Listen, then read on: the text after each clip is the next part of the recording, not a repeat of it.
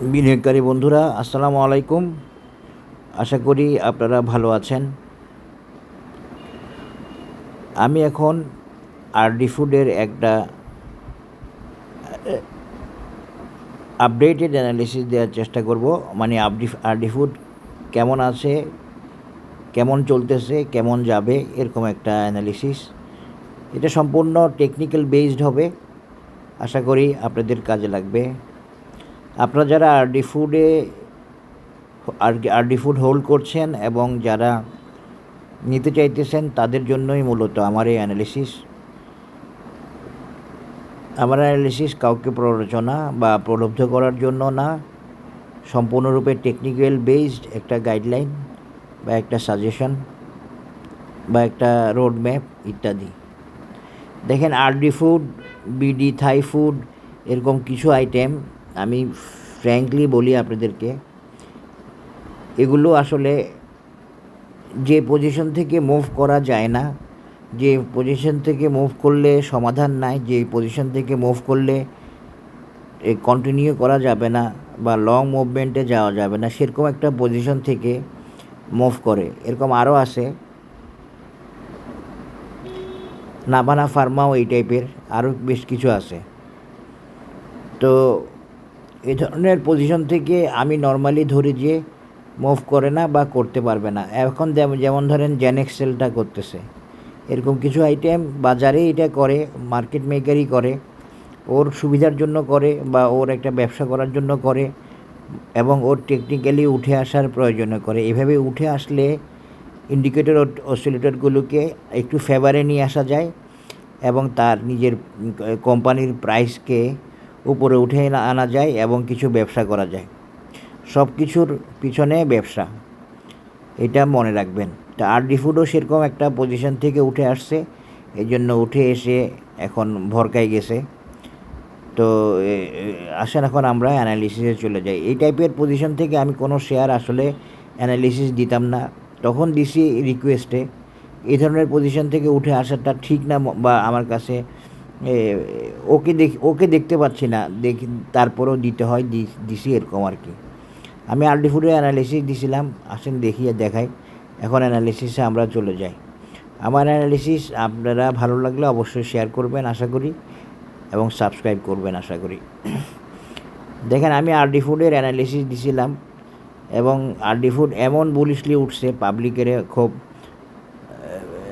আগ্রহী করে ফেলছে। পাবলিক তো বুলিশ দেখলেই দৌড়ায়, এটা নিয়ম। তো এটা বাজার জানে, এই জন্য বাজার কীভাবে কী করতে হবে সব সেই অনুযায়ী বাজার ব্যবসা করে। আমি আসলে আরডি ফুডের অ্যানালিসিস দিছিলাম এখান থেকে, যতটুকু আমার মনে আছে, এখান থেকে 37 টাকা মনে হয় আমি টার্গেট দেখাইছিলাম। দেখেন, আরডি ফুড এখানে যায় নাই, আরডি ফুড গেছে, এর আগে দিছিলাম উঠার একটা পর্যায়ে দিছিলাম।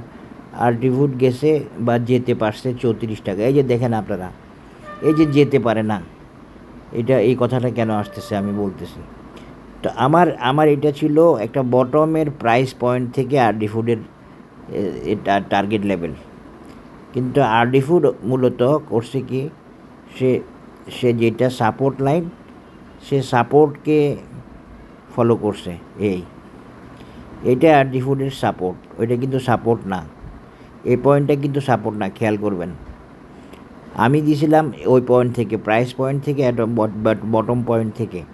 কখনো কখনো এরকম বটম পয়েন্টটাই ওকে হয় এবং এই প্রাইস পয়েন্টে বাজার থাকে এবং ওই অ্যানালিসিসটাকে ওকে করে। কিন্তু আরডি ফুডের ক্ষেত্রে আরডি ফুড যতটুকু পারছে ততটুকু গেছে, মানে আসলে সে 34-এর মেজারমেন্টে ছিল এবং সে এই সাপোর্ট থেকে ফিবোনাসিকে হিসাবে আনছে। অবশ্যই একটা টার্গেট সে মিট করছে, যেটা 34, কিন্তু আমার টার্গেট ছিল 37, যেহেতু আমি এখান থেকে দিছিলাম। এখানে পার্থক্যটা হয়ে গেছে। তো এখান থেকে আরডি ফুড 37 না গিয়ে 34 গিয়ে ব্যাক করে, 34, 40 বা 35, এখানে গিয়ে সে আর যেতে পারে নাই। সে আর যেতে পারে নাই কেন? সম্পূর্ণরূপে টেকনিক্যাল অবস্ট্যাকল ছিল, টেকনিক্যাল প্রবলেম ছিল। আমি যে বললাম যে ওকে অবস্থায় থেকে দৌড়ায় নেয়, অনেকগুলো শেয়ার আছে, যেগুলো ওকে না হয়ে দৌড়াইছে। ও ওকে না হয়ে দৌড়ানো মানে হচ্ছে ওকে করে নেওয়ার জন্য কিছুটা এগিয়ে যাওয়া এবং ব্যবসা করা, মার্কেটের ব্যবসা করার জন্য এভাবে উঠে আনছে। মুভমেন্ট প্ল্যানও এটা ধরতে পারেন, কিন্তু এখনও আরডি ফুড কারেকশানে, এবং মূলত আরডি ফুড কারেকশান হচ্ছে এটা এখানে কনসলিডেশনও আছে, এখানে টাইম কারেকশানও আছে, দুইটা মিলিয়ে আরডি ফুড এখন সাইডওয়েতে এবং অনেক দিন সাইডওয়েতে, প্রায় দেড় মাস হয়ে গেছে। তো এখন কি এই মেজারমেন্টটা আমরা ফলো করব, যেটা আমরা এখন আরডি ফুডের মেজারমেন্টে পাইছি। আরডি ফুড ঠিকই 0.618 লেভেল গেছে, সেটা 34, কিন্তু আমার মেজারমেন্টে যায় না, কারণ আমার মেজারমেন্টটা আমি বটম থেকে দিছিলাম। আরডি ফুড সাপোর্ট লাইন থেকে, আরডি ফুডের হিসাব ছিল সাপোর্ট লাইন থেকে। আশা করি বুঝতে পারছেন। এখন আমরা একটু দেখি আরডি ফুড কী করতে পারে, কেমন করতে পারে, বা কোন অবস্থায় আছে। আরডি ফুড দেখেন ইচিমুকুতে এখন মোটামুটি ভালো আছে, বুলিশ ক্লাউড আছে, গ্রিন ক্লাউড আছে, ফিউচার ক্লাউড ভালো বুলিশ অবস্থায় আছে, বাইসিগনালেও আছে, বা বাইসিগনালের পথে বাইসিগনালে আছে। কিন্তু আরডি ফুড আসলে বেসিক্যালি একটা কঠিন কনসলিডেশনে আছে। এই কনসলিডেশনটা শেষ হতে 15 দিনও হওয়ার সম্ভাবনা কম, 1 মাসও হওয়ার সম্ভাবনা কম, তবে কমপক্ষে 1 মাস লাগার একটা বিষয় আছে।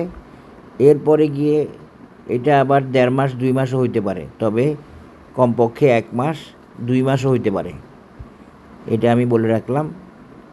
এখান থেকে বের হওয়ার, এটা হলো রেজিস্ট্যান্স, এখান থেকে বের হওয়ার, এখান থেকে উঠে আসার না। এই রেজিস্ট্যান্স ব্রেক করে নতুন প্রাইস লেভেলে যাওয়া এবং ওখানে সাপোর্ট নেওয়ার ব্যাপারটা হয়তো আরও 2 মাস লাগতে পারে,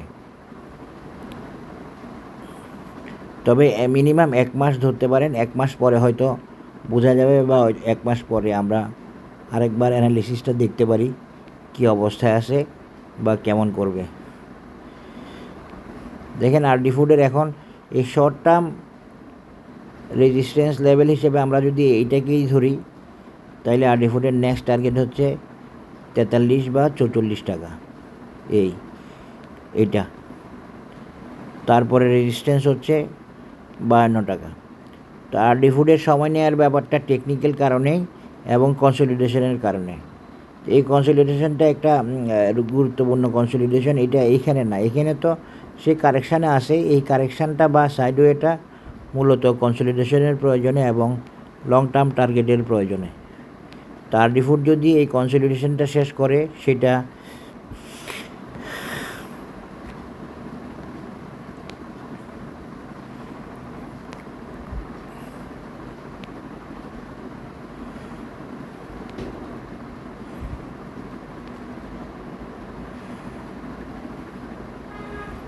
আরও কমপক্ষে 1 মাসের ব্যাপার রয়ে গেছে। এই হলো কথা। 1 মাসও উঠে আসতে পারবে কি না বলা যাচ্ছে না, হয়তো 2 মাস হলে আরও ভালো হবে, এরকম একটা ব্যাপার।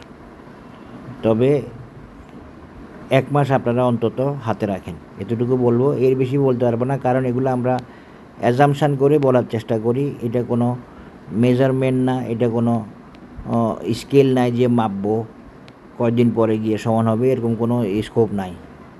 এই স্কোপ আছে মার্কেট মেকারের কাছে, ওরা জানে কিভাবে কি করতে হবে, কখন কি হবে, কখন শেষ হবে, কখন টানবে, ওরা সব জানে। ওদের খুব ভালো মানের লোকজন আছে, অ্যানালিস্ট আছে। তাহলে নেক্সট টার্গেট হচ্ছে আরডি ফুডের 43, এরপরে হচ্ছে 52। তা আপনারা ধরে নেবেন যে আরডি ফুড যদি 34 পার হয়, তাহলে আরডি ফুডের কারেকশান শেষ এবং উঠে আসা শুরু করবে। এর আগ পর্যন্ত উঠে আসাটা বলা যাবে না, এবং আরডি ফুডের এই কনসলিডেশনটা একটু কঠিন আছে। মাসখানেকেও হবে কি না জানি না, তবে কমপক্ষে 1 মাস ধরেন, মাসখানেক ধরতে পারেন, এই আর কি। আর বিশেষ কোনো আলোচনা নাই। বেসিক্যালি আমি দেখছি, আমি যখন এই শেয়ারগুলো বাড়ে, আমি দেখতেছিলাম যে কিভাবে এরা বাড়ায়, আমি একটু আশ্চর্য হই, আবার কিছু বলতেও পারি না, কারণ প্রাইস তো গেইন করতেছে, ধাম ধাম বাড়তেছে। কিন্তু এটা যে একটা পর্যায়ে গিয়ে সমাধানে যাবে না সেটা জানা আছে। সমাধান মানে কি? সমাধান মানে হচ্ছে আরডি ফুডের রোড ক্লিন, রোড স্মুথ। আমি আরডি ফুডের অ্যানালিসিস দিছি হচ্ছে আপনাদের রিকোয়েস্টে, আপনারা চাইছেন এই জন্য আগের অ্যানালিসিসটা। সেরকম যদি হয় তাহলে আরডি ফুড অনেক ভালো করতো এবং অনেক ভালো করার সুযোগ ছিল। কিন্তু এখনও সে একটা কাজ করছে, দেখেন এই যে কত টাকা ছিল, 19 টাকা বা 18 টাকার লেভেল থেকে সে তার শেয়ারকে এখন 28 টাকা নিয়ে আসছে এবং এর নিচে নামতেছে না। এবং এখানেও একটা সাপোর্ট আছে, এই সাপোর্টের নিচে সে নামবে না আশা করি, বা নামতে চাইবে না, এটাও মনে রাখেন। হ্যাঁ, তো এই আরডি ফুড আরও স্মুথলি উঠলে এতদিনে 34 পার হয়ে যেত এবং হয়তো 40-এর দিকে যাইতো। কিন্তু যার যার টেকনিক্যাল প্ল্যান, টাইমিং, অনেক কিছু মিলাই অ্যানালিসিস, টার্গেট, আরডি ফুড এরকম 2 মাস কারেকশানে থাকবে এটা ওদের প্ল্যানেই ছিল।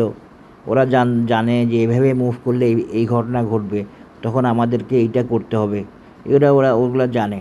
এটা তো একটা হিসাবের মার্কেট। আশা করি বুঝতে পেরেছেন। সবাই ভালো থাকবেন। ধন্যবাদ। আসসালামু আলাইকুম।